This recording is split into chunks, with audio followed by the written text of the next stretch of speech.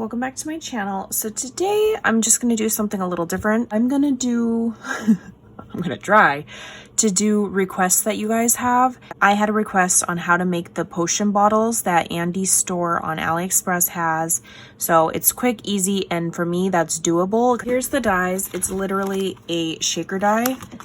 It's made to be a shaker because you can tell because it has a frame. It has two layers to the die that'll make a frame. Here's your frame, the skinny frame. You are going to cut your paper out, whatever design. So for example, this one, I did a black glitter. This one, I want to do orange glitter. So I'm going to use my skinny frame and I'm going to cut it out in my desired orange. Here's the negative space. Usually the negative space, people just toss that, but I save that because I'm going to end up making a separate embellishment. Oh, so now I have the top face of your design. Okay, so I'm going to do orange glitter. Then you cut using the same exact one. You're going to cut it out in foam. I buy my foam from Hobby Lobby. It is 5 millimeters thick. Here, I already cut it out for you guys.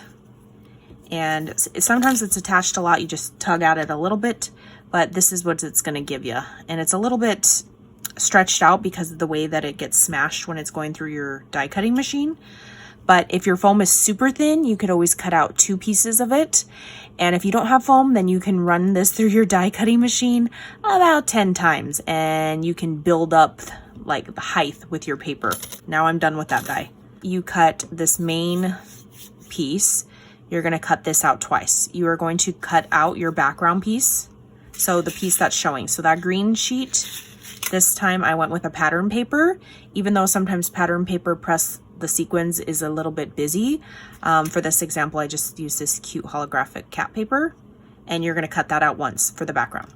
Now you're going to go get this and you are going to cut it out with acetate. I get my acetate off of Amazon. It is very thick. There is also a like a thinner version, but I do like working with the thick one. And I just ran it through, but when I run it through, I leave it in there and I just go once and back and forth. I always just do it twice because sometimes the acetate it's thick or your die doesn't cut properly. And then I cut out the little like cork stop, which is right here. Now I'm just gonna use some Barely Arts glue. I have it in this fine tip bottle. So now I work with the base, background piece, and my foam. You're just gonna turn it to the back side and you're gonna wanna adhere the entire thing. You're gonna want to put glue on the entire thing. And then you're gonna place this on your background sheet. And like mine is a little bit stretched out. So I kind of just put it on there first and I hold it for a few seconds so that it'll grab to the paper.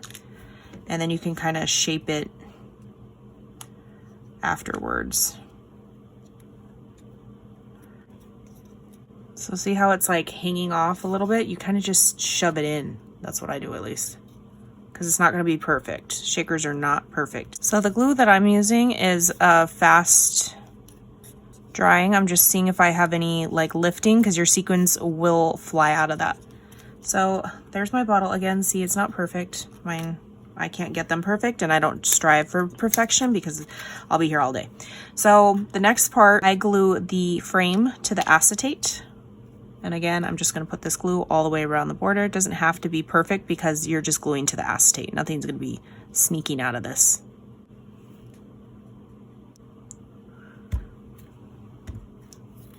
Like so. If you have any ooze, if you have any glue oozing out, you can wipe it off if it's a lot. I don't know if you guys can see right here. There's just some. I kind of just wipe it. And if it does ooze out, I mean, you could get your t-shirt and, you know, wipe it. I've done that before. Yes, I just said my t-shirt. And your sequins mix, I already have this pre-made. I just scoop it in there. My fingers. So now for this, I like to go on the foam and do the glue on the foam versus trying to balance on that acetate and get it all over the acetate. For this part, I do like to get the shaft of the glue stick and kind of smear the glue down. That way, less, I mean, it's still gonna ooze, but less oozing once you place the acetate down. On there now.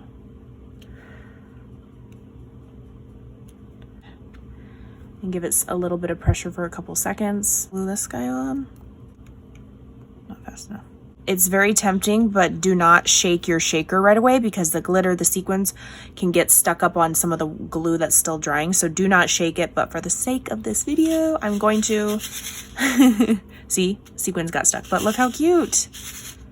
And there you go, you have a little shaker. So you could do this with any of your shaker dies. You can also do this with nesting dies.